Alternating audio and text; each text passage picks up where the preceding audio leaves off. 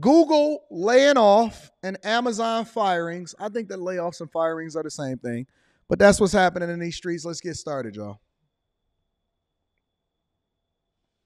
And Google has announced another round of layoffs with more than 700 people being let go. And despite these cuts, tech analysts say other companies are still looking to hire people with tech skills. KTVU South Bay reporter LaMonica Peters live tonight at Google headquarters with more on the layoffs. LaMonica.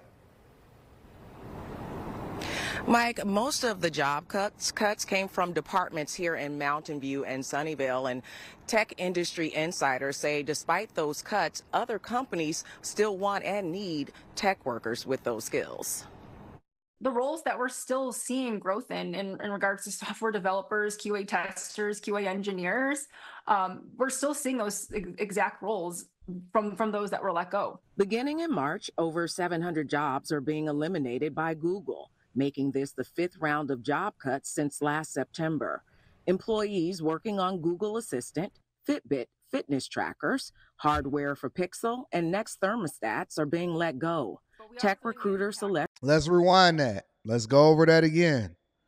Fitbit and they co-founders. Yeet. People that's working on Google Assistant. Yeet. Software for the Next. Or the Nest. I'm sorry, Nest thermostat. Yeah. Getting y'all up out of there. They say Citigroup about to lay off 20,000 workers for better returns. That's exactly what it is. It's called synergies.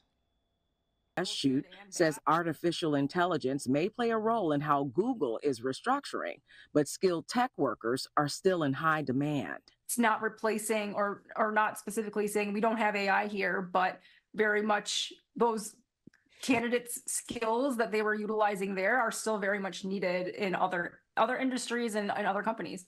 Core engineers and jobs in augmented reality are also being eliminated at Google, which announced last year that it planned to cut 12,000 jobs from its workforce. Right, we're seeing the growth of AI a lot more than we had expected, I think, many of us. And especially consumer adoption and business adoption has been so fast that it has forced a lot of companies, including the tech world, to rethink the way they do things. Tech analysts say Google is competing with other major tech firms to be a leader in artificial intelligence. And Scher says that goal is key to who they fire and hire in the future.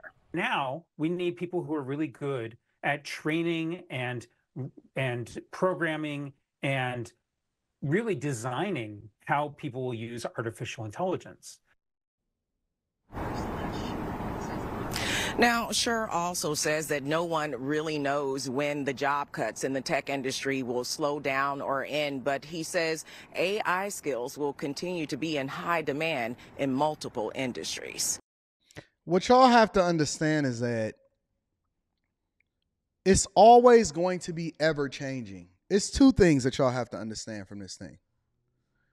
It's always going to be ever changing, meaning that technology is going to continue to evolve, and you're not guaranteed a job just because you've been working at a place for a long time.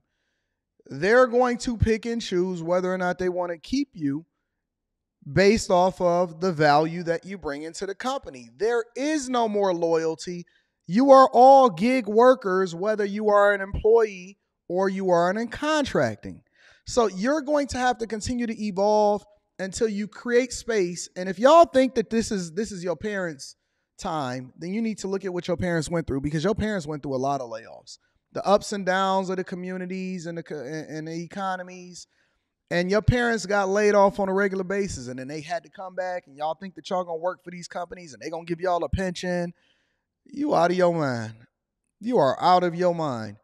And I keep trying to tell y'all, and I keep trying to teach y'all, hey, listen, don't adjust your lifestyle based off of your salary. I know all of these boss chicks that's going to be getting laid off from the diversity, equity, and inclusion division are going to be pissed off. But guess what? Instead of raising the amount of money that you spend according to what your salary is, you need to stay down for long enough to actually create space so that you never have to overly depend on anything ever again. And so now, when you get to certain spaces, you stay down long enough, then it just becomes extra. Now you there for the benefits. You there for the bonuses. You there for the, you know, how you're going to leverage that salary to continue to build your own infrastructure, your own businesses, your own investments. Later on in the show, Ian Dunlap actually did a segment on Earn Your Leisure on the Market Tuesdays or whatever it is that they do.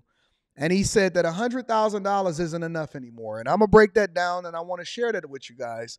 But what I'm telling you is that we're all gig workers. We're all entrepreneurs, whether you like it or not. Anton, everybody shouldn't start their own business.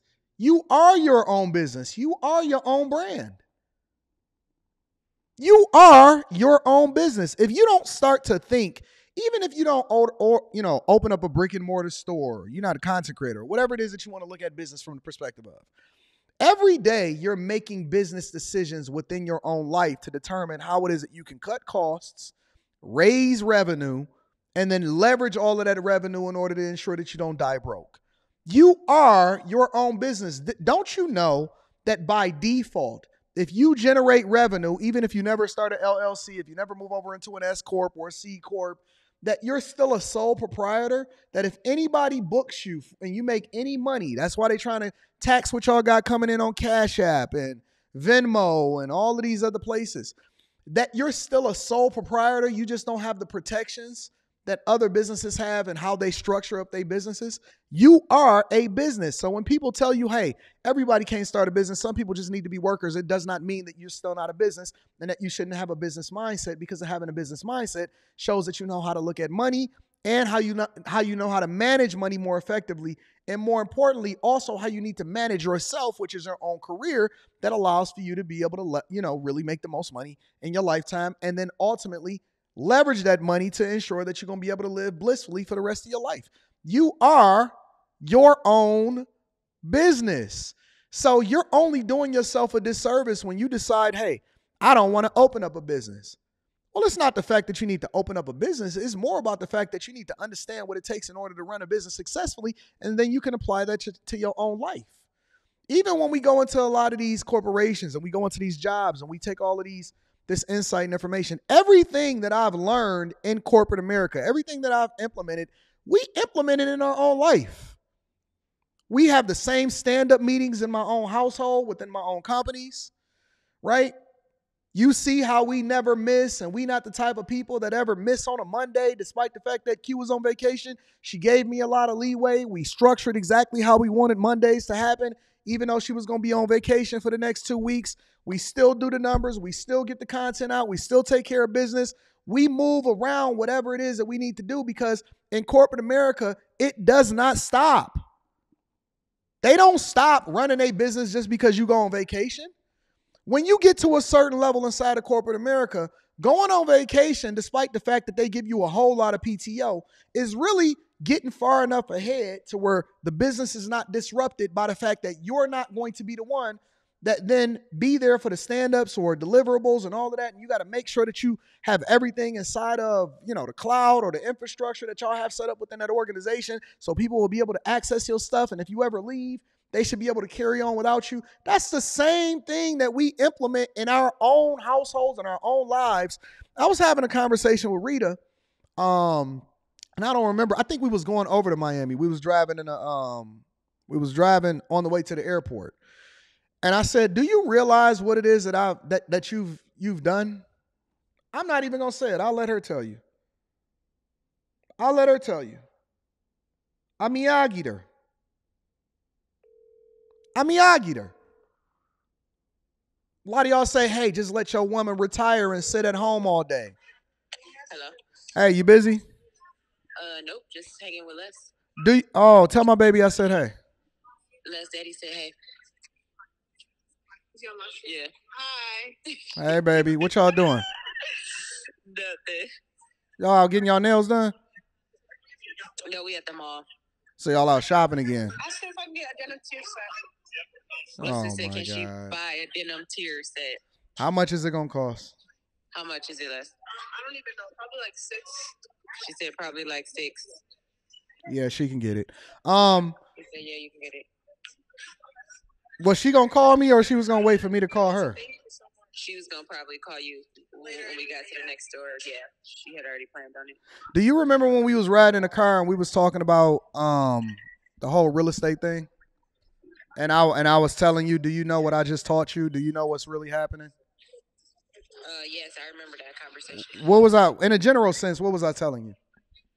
That you was teaching me stuff that most people have to go to school for, and you was teaching me how to basically be able to, like, you know, take care of myself if something were to ever happen to you.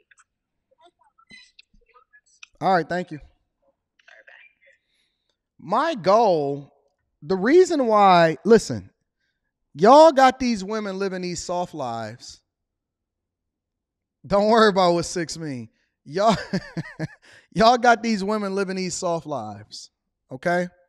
And what you're not doing, just because they sitting at home don't mean that they're not supposed to be productive. Just because they sitting at home does not mean that they're not supposed to be productive.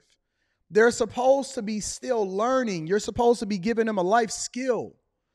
So what I basically forced Rita to do is, because women always need to be productive and we need to figure out how to leverage their skill set in order to really bring as much value into the household. Okay, so because she not working a regular job don't mean that she not going to be productive. She's basically learned every single thing that she possibly can. She documenting everything. Everything is in Google spreadsheets. Everything is in the cloud. We making sure that we taking care of business. And so what I've allowed for her to do is really bring value into the household by teaching her a skill set that not only carries her if anything ever happens to me, right? But it also teaches her a skill set to help her to continue to look at things a little bit differently, so that when we go out there and we look at property, or we talking to contractors, or we building things, she'll be able to use her insight and information and say, no, Anton, I don't think that makes sense, because this is what we did on the last project and this is what it costs and all of this stuff, right? And so I basically made her a builder. I taught her how to use the resources that we already have and leverage that in order to continue to multiply it. And so she is a business. Rita is a walking, talking female version of me from a business perspective now. She's a walking, talking version of me from a business perspective now. I don't have to ever work again. I could just have her run the real estate arm of what we got going on, and she knows exactly what to do. She knows how to build a house from scratch. She knows she already did it. She done pulled her third and her fourth permit on the new houses that we building. She like, oh, working with this city is much easier because that one was harder the first time that we did it. And so when you find a woman that is willing, or women, when you find yourself the opportunity to get up under the covering, if you just shut up for 5 minutes, maybe he can put you in a position and you don't even know what he's doing for you. But a year later, because she trusted the vision that I had for her, when she trusted the vision that I had for her, then a year later I said, listen, I'm Mr. Miyagi-Ju. She said, what do you mean? I said, okay, paint the fence. You know what I'm saying? And she's like, oh, well, this is how much this costs, and this is what this contractor is supposed to be doing. And you are a business.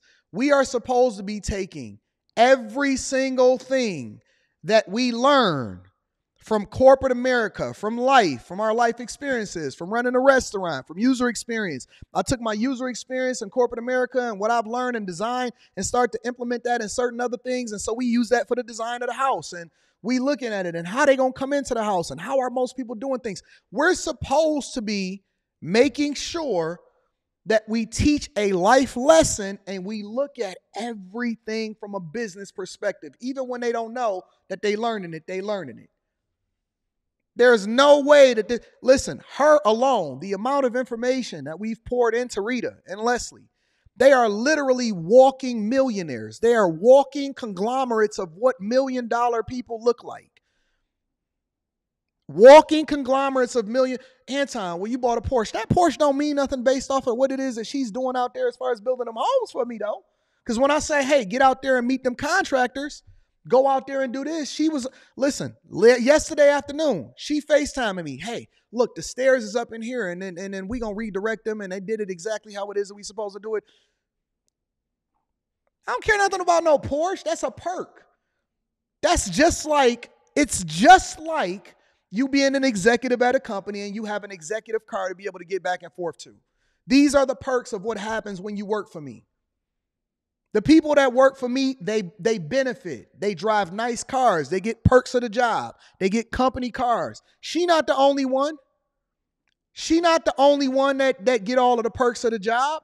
That's what happens when you bring it in and you're producing and you're being very, very fruitful in what it is that we building as a company.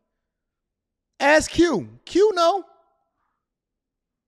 When I met Q over there on the other channel, she knew what was up.